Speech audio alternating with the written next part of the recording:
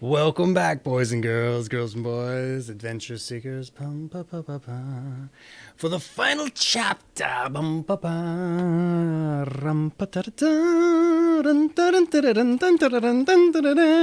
of Young Indiana Jones and the Circle of Death by William McCay. Yes. Chapter 10, I say. Let's set the mood, shall we?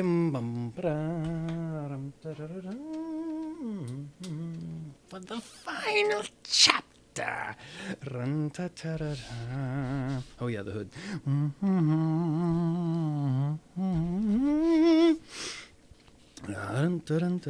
Chapter 10. The former archdruid wouldn't have impressed his cult followers looking the way he did now. His flowing robe was gone. He wore a black turtleneck and pants and a heavy jacket. His long hair was mussed, and a haze of stubble surrounded his carefully trimmed beard. Somewhere along the line he must have hidden in a hayloft. Bits of straw clung to von Pappen-dorf's dark outfit. Some even stuck out of his hair.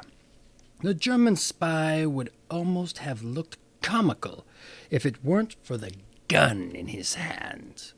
And then there was the cold, trapped look in his eyes. Indy had no doubt that von Pappen-dorf would use his Lugar on anyone who got in his way. In spite of his wild appearance, the German managed to keep his voice low and even. I need a getaway car. I call on you, Herr Mueller, as a good German. You are going to kill my son, Mueller interrupted. Now you have the nerve to come to me for help.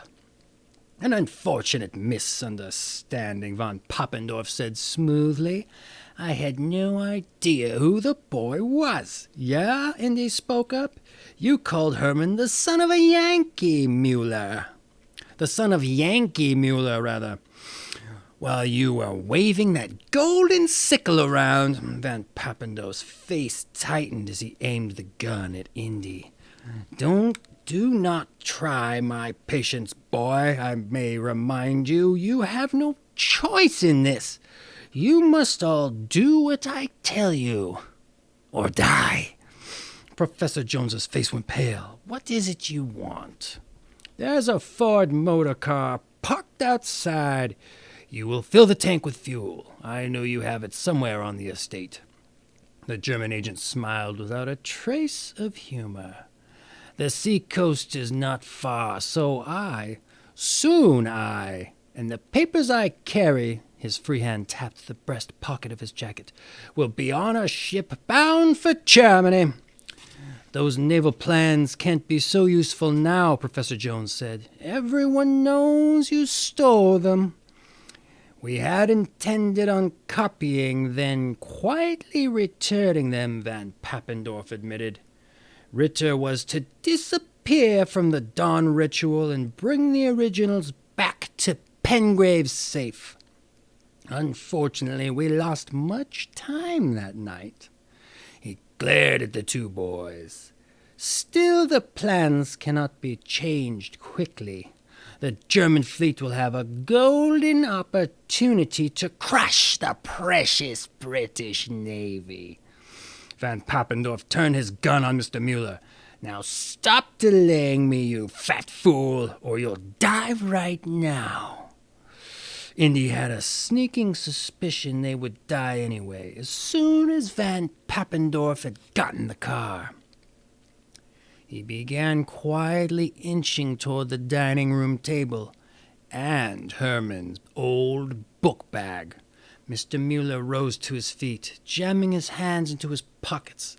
All right, the car is yours. We keep the gasoline in a shed outside. If you want me to help, von Pappen-dorf smiled in triumph behind his shiny Lugar. Indy was now leaning against the table. He reached back and slipped open the bag. His fingers felt the gay wrappings Herman had put on his tin box smoke bomb. I just hope Herman did this right, Indy thought as he pulled the package out. "Duck, everybody!" he shouted, tearing the cover off the tin box. An instant later, the room was full of smoke. "Was ist?" Indy heard the German yell. Von Pappen-dorf punctuated his sentence with a gunshot. Then the yelling became much louder and more confused. 4 people went plowing into Von Pappen-dorf. When the smoke cleared, the German spy was flat on the floor. Professor Jones was holding his legs. Mr. Mueller and Herman each had an arm, and Indy stood over them all. The Lugar was now in his hand. Hey, Hollins, Mrs. Wells," he grinned. The butler and the cook had come running at the sound of the shot. Now they saw the prisoner, and all was clear. "I think you'd better ring up the police," Indy said, nodding at Von Pappen-dorf. "We've trapped the rat everyone is hunting." The Scotland Yard men arrived with a small army of local policemen to take Von Pappen-dorf away. The Joneses and the Muellers watched from the parlor window as the scowling spy was marched off in handcuffs. Professor Jones sank back in a deep armchair. "Well, I suppose that's all done with." Hollins appeared in the doorway. "Mr. Mueller, Professor Jones, Sir Reginald Pengrave to see you." With a guest. Indy and Herman looked nervously at each other. What new trouble was the squire going to bring? Indy almost laughed as Sir Reginald and Reggie Jr. came into the room. The beaky noses on both father and son were sniffing the air. The whole house still smelled faintly of Herman's smoke bomb. "My country and my family owe all of you a great debt," Sir Reginald began. "In case of war, the enemy could have destroyed our navy." The Muellers and the Joneses stood where they were, staring. Pengrave hurried on. "My actions in the course of your archaeological dig have been, less than helpful. My son, too." Reggie Jr., who'd been sullenly looking at the floor, got a poke in the ribs. "Sorry," he grunted. He gave Indy and Herman a nasty look. It clearly said he'd been rooting for Von Pappen-dorf to get them. "Young Reginald has also informed me of a certain goings-on at the Charlington Academy." Pengrave looked grim. "I assure you that any such problems will end. My son will see that these 2 boys feel welcome." Reggie's face went red. Being nice to the 2 Yankee boys would finish him at school. "Gentlemen, thank you for your, great kindness," Mr. Mueller said. "I'm afraid, though, it's not necessary." "Not necessary," both Pengrave said together. "Oh, yes. Young Master Jones and Mueller won't be going back to Charlington." Indy and Herman looked at each other with unconcealed joy. "In fact," Professor Jones spoke up, "Mr. Mueller and I have agreed that the boys would be better off at home. They'll be going back to America after a bit of extra vacation." "They will," Reggie said, looking at the boys. He was torn between envy and relief at seeing them go. "In fact, I think I'll join them," Mr. Mueller said. But your archaeological dig! Events were moving too fast for Sir Reginald. Surely you haven't found what you wanted." "I've found that I'll never find it," Mr. Mueller said, with a cheerful smile. "My theory was that the druids built Stonehenge, but that theory has been proven wrong by, well, let's call it an unexpected source." He winked at Indy. "Proving the truth may be harder. I think it will have to wait until someone can actually dig inside Stonehenge."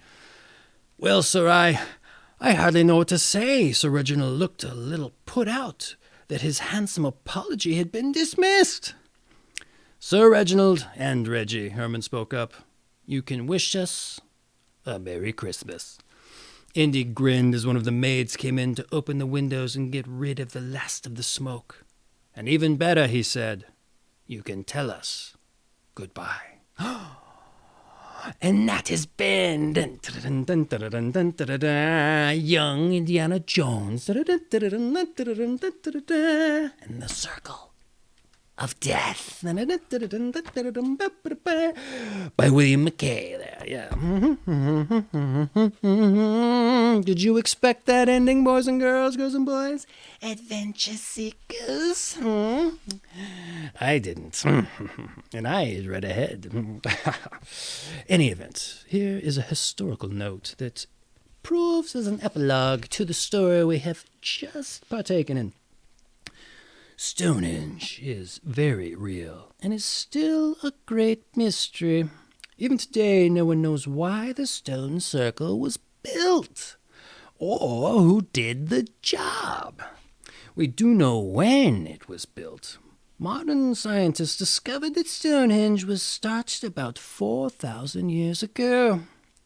Somehow Stonehenge people managed to transport the huge stones, carve them, and set them in place.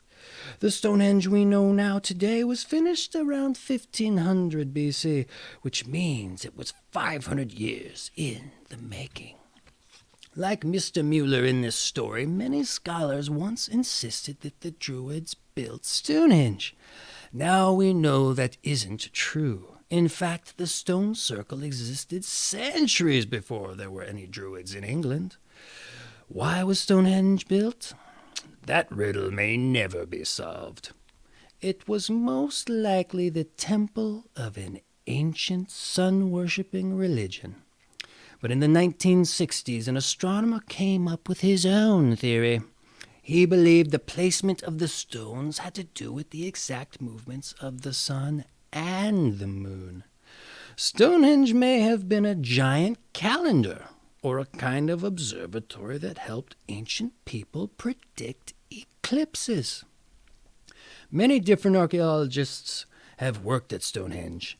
No one has turned up any mysterious crowns or strange jewels. As far as we know, the circle stone was built with hard work and no help from wizards. Perhaps the real magic of Stonehenge is that it has survived for so long, to show us the genius of the people who lived thousands of years ago. And that again has been Young Indiana Jones and the Circle of Death. Join us again for another book. Oh, what will it be? Who's to say? I think I know.